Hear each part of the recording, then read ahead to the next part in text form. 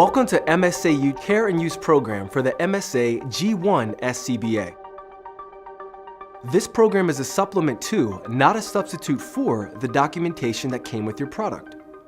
Thoroughly read all the documentation, including all warnings, cautions, and notices before using your product. The G1 SCBA from MSA is a pressure demand, self-contained breathing apparatus certified to NFPA standards 1981 and 1982 and by the National Institute for Occupational Safety and Health for use in atmospheres immediately dangerous to life or health.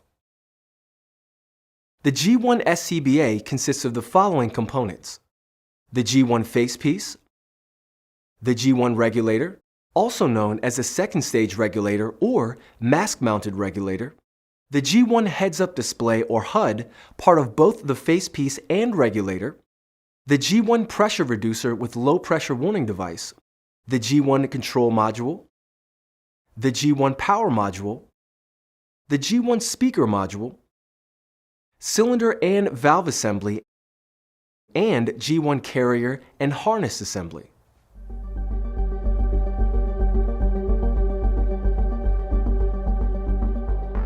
Thoroughly inspect this SCBA upon receipt daily, before and after use, and after cleaning and disinfecting.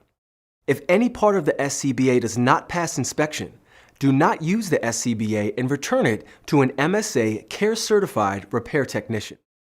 Inspect all straps, including shoulder pads, pull straps, lumbar pad, waist straps, and facepiece head harness for tears, cuts, wear, abrasions, missing buckles, or straps.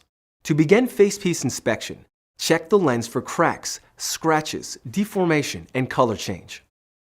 Check the facepiece rubber for tight seal and secure lens ring fit. The exhalation valve should be clean and operate easily. The valve must move off the seat and return when released. Inspect the facepiece inlet for damage, making sure that the inhalation valve is in place. Inspect the nose cup. The check valve should be in place and the nose cup should be secured to the component housing.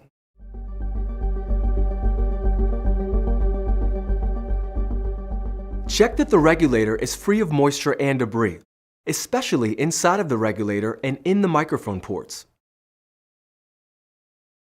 Ensure that the O-ring and seal ring are free of debris and are not damaged or missing. If the SCBA is equipped with a quick connect pressure hose, inspect the rubber washer for deterioration, dirt, cracks, tears, or tackiness. Inspect the quick connect fittings. Openings should be clear of debris or contaminants. Ensure that the quick connect fittings operate properly and fit securely.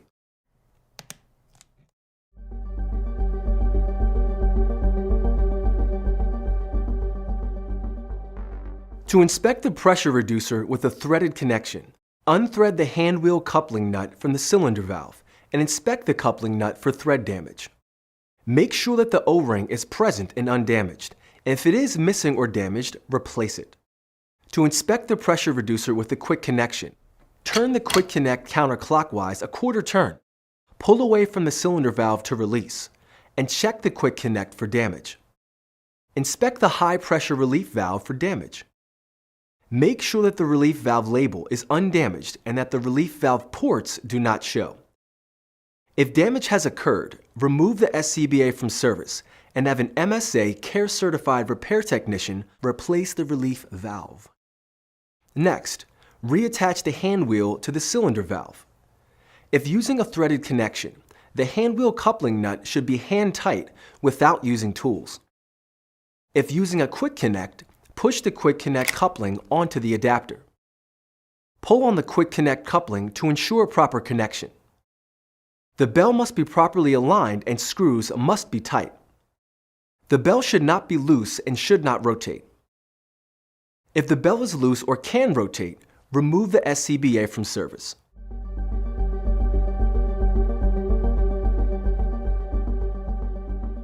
To begin cylinder and valve inspection, open the valve slightly for proper operation by turning the cylinder hand wheel. Be sure to fully close the valve. If using a locking hand wheel, you will need to pull the hand wheel away from the cylinder and turn to close the valve. Check the cylinder's hydrostatic test date found on the cylinder approval sticker, located on the cylinder neck. G1 standard carbon-wrapped cylinders and G1 Eclipse cylinders must be tested every 5 years. Make sure that the cylinder's valve needle and gauge face are clearly visible and that the gauge stem is not bent. Check that the rubber boot is present on the cylinder valve. If the boot is missing, remove from service until a new boot can be installed. If a protective cylinder cap and boot are chosen as cylinder accessories, check that the outer edges of the cap and boot are adhered to the cylinder. For a remote connect cylinder, make sure that the dovetail feature is not damaged or cracked. If damaged, remove the dovetail from service. Please see the MSA G1 SCBA instruction manual for additional information concerning hydrostatic testing and Department of Transportation inspection requirements.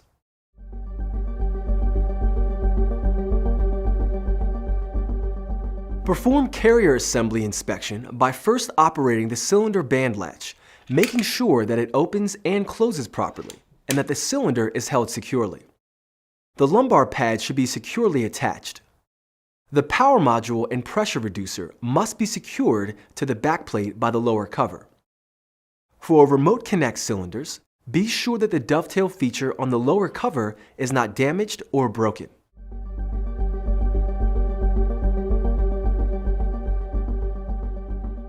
For control module inspection, check all displays for cracks and other visible damage. No buttons should be missing or damaged. The hose assembly should securely attach to the control module. The gauge's needle and gauge face should be clearly visible. Make sure that the gauge stem is not bent.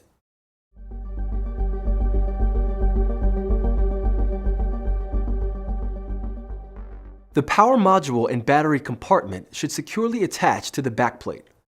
Inspect the piezo emitters on both sides of the power module. Emitter covers should be clear of dirt or debris. Unlock the battery module using the battery removal tool located on the slotted buckle of the waist belt. Remove the battery from the power module. If the G1 SCBA has a solid buckle waist belt, the battery removal tool will be located under the right shoulder strap. Check the battery pack for visible damage, ensuring that the connection seal is in place and is undamaged. Make sure the battery module compartment is free from debris. If using the rechargeable battery, utilize the 6-bay battery charger to select a fully charged battery. It takes 6 hours to fully charge a rechargeable battery pack that has reached low battery alarm. When the battery is fully charged, a green light will illuminate on the charging station. Inspect the battery charger regularly to ensure the bays are dry and free of debris. Following inspection, the inspector should record his or her initials and the date.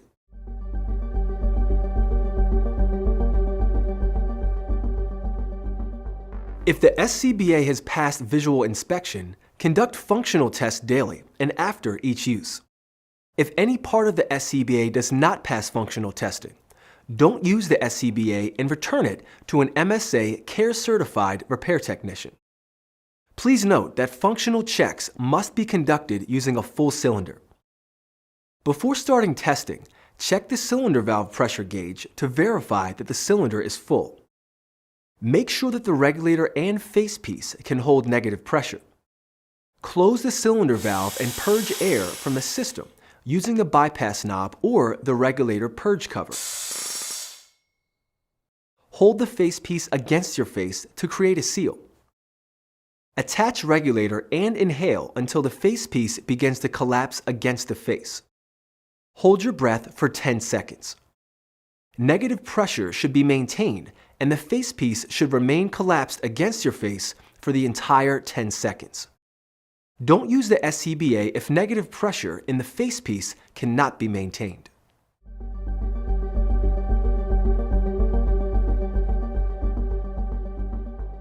Check regulator function by first pushing the release buttons on the side of the regulator so that the regulator is shut off. Check that the bypass knob is fully closed. Open the cylinder valve completely. Observe the LED display to view the sequenced pattern. After the sequence completes, corresponding system pressure will display. Open the bypass knob to ensure that air flows from the regulator. Close the bypass knob. Attach the regulator to the facepiece, ensuring proper attachment by pulling on the regulator. Don the facepiece or hold the facepiece against your face to create a seal. Inhale sharply to start airflow and breathe normally. The regulator should not make any unusual sounds, including whistling, chattering, or popping. Pull the facepiece away from your face, making sure that air flows freely. Push the regulator release buttons, checking that airflow stops. Next, we'll check functionality of the control module, power module, HUD, and low pressure warning device.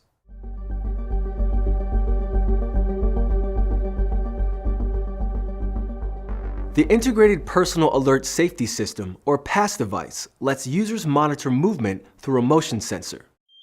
When a user remains motionless for 30 seconds, the PAS device goes into full alarm to alert those who are close by.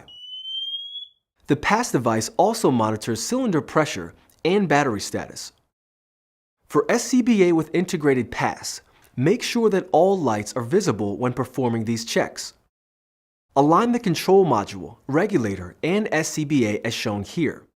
The control module should lie flat in order to check the white light that illuminates the pressure gauge. The graphical display and analog gauge should be consistent within a 5% range with cylinder pressure. Both control module reset buttons have the same function. Use one when resetting the motion alarm and the other when testing the manual alarm. Press the green reset button once. To access the control module secondary screen, which includes a temperature icon, short-range radio or Bluetooth icon, long-range radio or telemetry icon, battery icon, and time remaining calculation. If your control module includes the Integrated Thermal Imager, or ITIC, toggle to the thermal imaging screen by pressing and holding one of the green reset buttons on the control module for 3 seconds. Toggle back to the graphical pressure display by pressing and holding the reset button for 3 seconds. To verify proper function of the HUD, control module, power module, and low pressure warning device, observe the control module gauge and display when alarms sound. Perform the test using a full cylinder.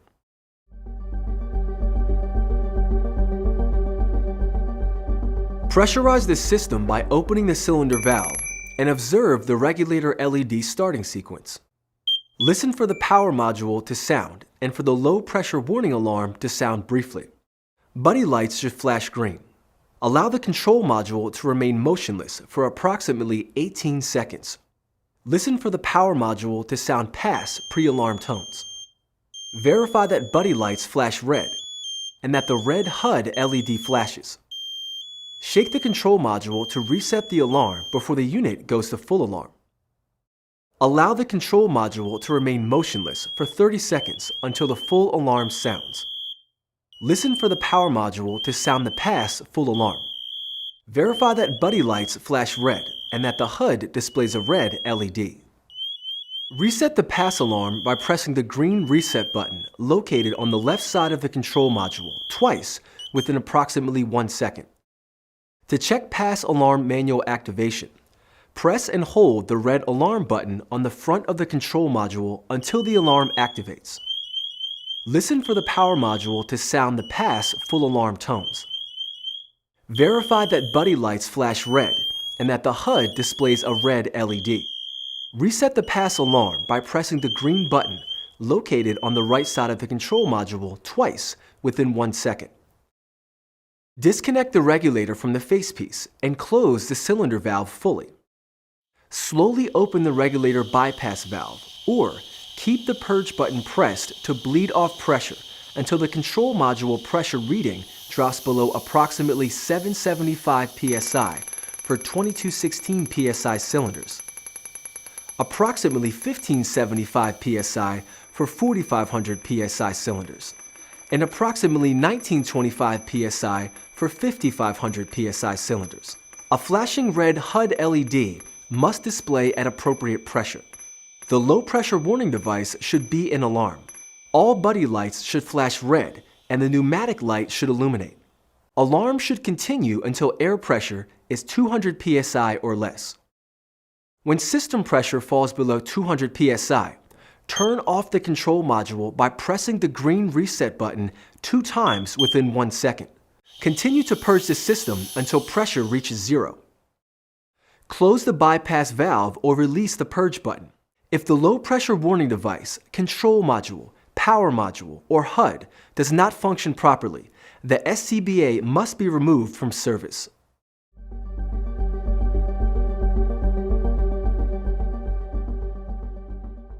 To test speaker module functionality, the pass device and HUD should be powered on, and the regulator must be in the open position.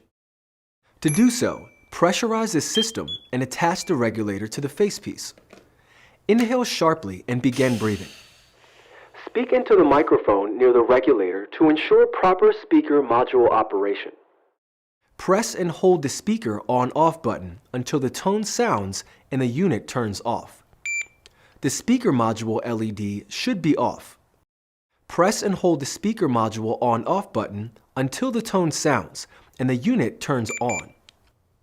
If the SCBA does not function properly as described in this section, the SCBA must be removed from service and must be checked and corrected for proper operation by an MSA CARE-certified repair technician before using.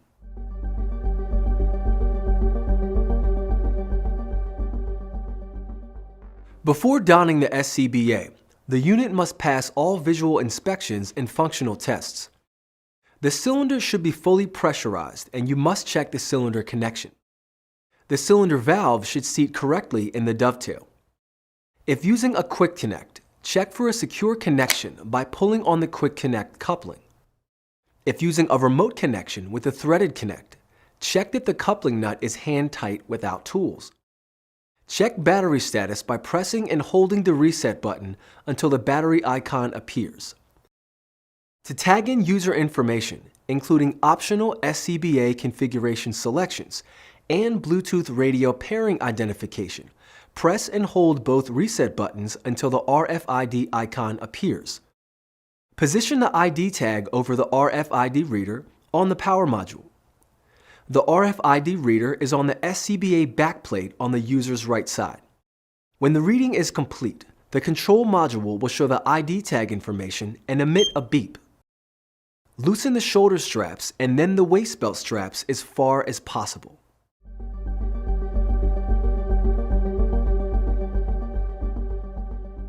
Now we're ready to don the SCBA. Slide the right arm through the right shoulder strap and the left arm through the left shoulder strap, checking for correct shoulder straps orientation. If using a chest strap, make sure that the regulator hose is on top.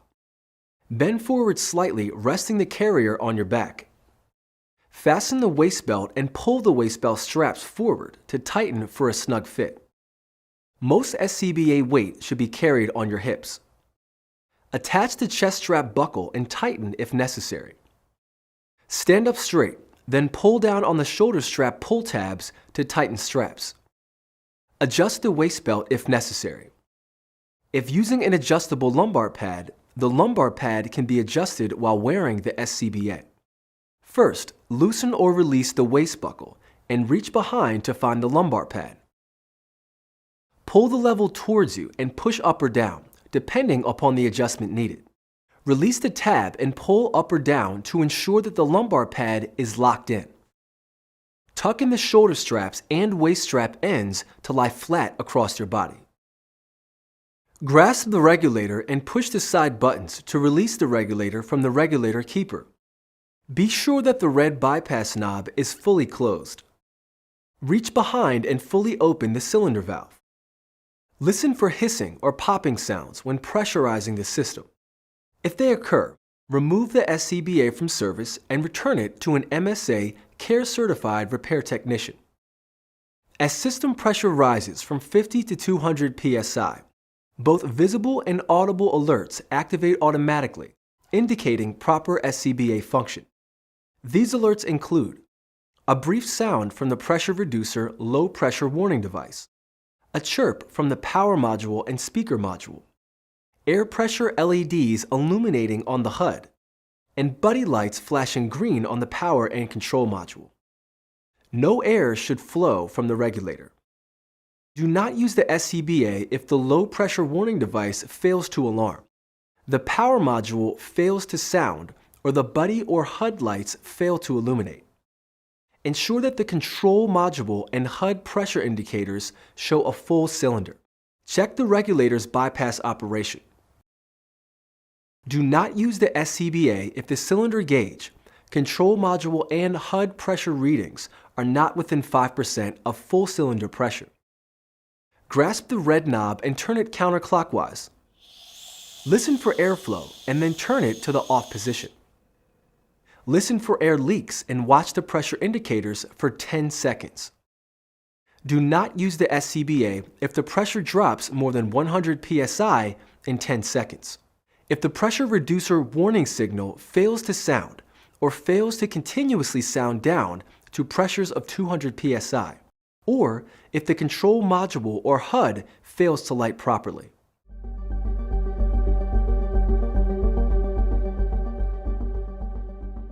We're ready to don the facepiece.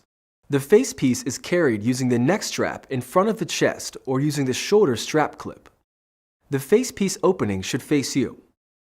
Spread the harness with both hands and position the chin into the chin cup. Pull the head straps over your head, making sure that the harness sits correctly without twisting. Adjust the facepiece and tighten the straps in order, firmly and evenly.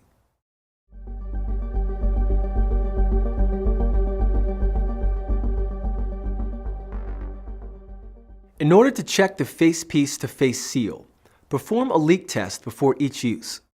Seal the inlet connector with the palm of your hand or by attaching the regulator. Test the seal by inhaling and holding your breath for 10 seconds. The facepiece must stay collapsed on the face. Exhale. The exhalation valve should open and release the pressure inside the facepiece. If necessary, retighten the straps and perform the test again. If the leak test fails again, the facepiece must not be used. Let's move on to the installation of the push-to-connect regulator. Grasp the regulator and push inward to insert it into the facepiece. If properly aligned, the bypass knob will show on the right side of the facepiece. Check proper engagement by pulling on the regulator to ensure that the regulator is securely attached to the facepiece. Inhale sharply to start the airflow, checking the bypass again by turning the red knob counterclockwise until you feel increased airflow. Then close the bypass. Do not use the SCBA if there is no continuous flow of air when the bypass knob is opened. Tests demonstrated in this video must be performed every time a user enters a hazardous atmosphere. If the SCBA passes all tests, it is ready for use.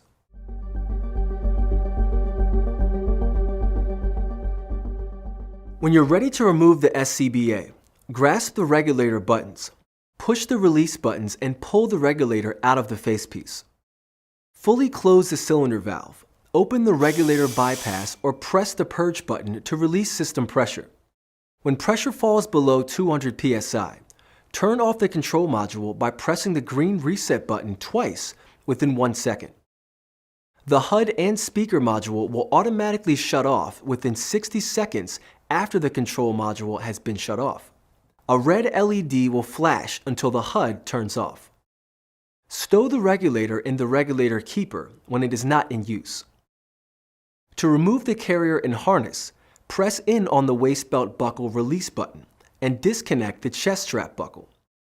To loosen the shoulder straps, grasp the pull tabs and push them out and away from you. Slip the right arm out of the shoulder strap first, then remove the harness. Be sure to replace the cylinder with a fully charged one. Complete the inspection. Ensure that the complete SCBA is clean and dry and that the facepiece head harness and harness adjustment straps are fully extended. Place the complete SCBA in a storage case or a suitable storage location for easy reach. To remove the facepiece, loosen the head harness by pulling the buckles forward with your fingers. Don't grip the facepiece by the exhalation valve. Instead, grip the chin straps and pull the head harness forward over your head. Grip the front of the facepiece and pull the facepiece away and down.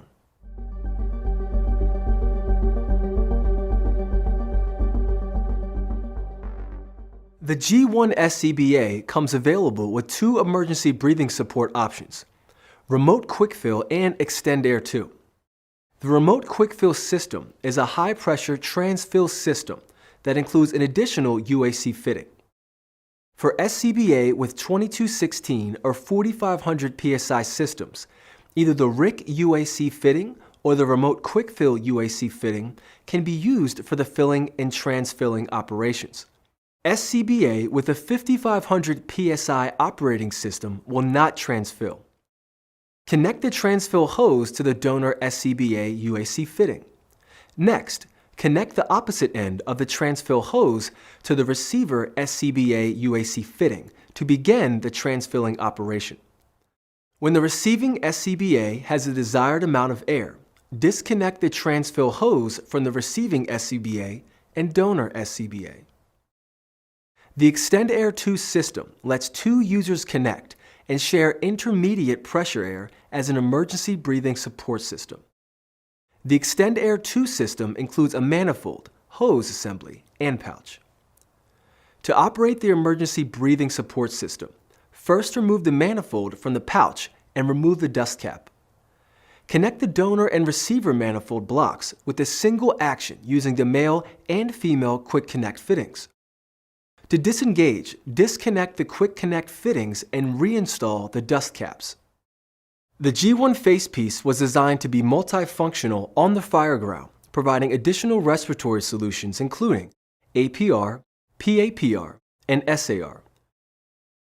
The G1 single and twin APR adapters are designed with similar functionality to the G1 SCBA regulator.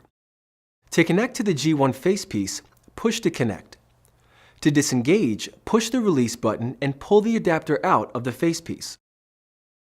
The G1 single APR adapter can be used for connection with 40mm threads for particulate respiratory canisters, CBRN canisters, G1 CBRN PAPR, and Optimair TL PAPR. The G1 twin APR adapter can be used for particulate respiratory protection using cartridges with bayonet-style fittings. The G1 Premier Cadet Escape System seamlessly connects to the G1 facepiece using the G1 regulator. The G1 Rescue Air 2 and G1 RIT systems provide rapid intervention teams and firefighters with emergency breathing air.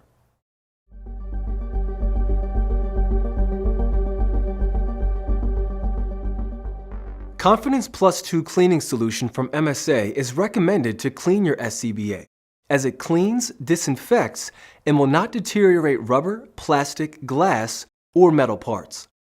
Don't use alcohol as it may deteriorate rubber parts. If the SCBA is heavily soiled, clean with a mild soap solution and a damp sponge or soft bristle brush. Inspect the entire SCBA as it is reassembled. If the G1 has serviceable tunnel shoulder straps, they can be removed along with the other soft goods for laundering. G1 soft goods kits are available as a second set of soft goods to reduce out-of-service time and extend the life of your SCBA's soft goods components. Inspect the entire SCBA as it is reassembled. Remove the regulator from the facepiece before cleaning. The head harness can be left on or removed for separate cleaning. To clean and disinfect manually, mix a solution of Confidence Plus 2. Do not use cleaning products containing hydrocarbons or solvents.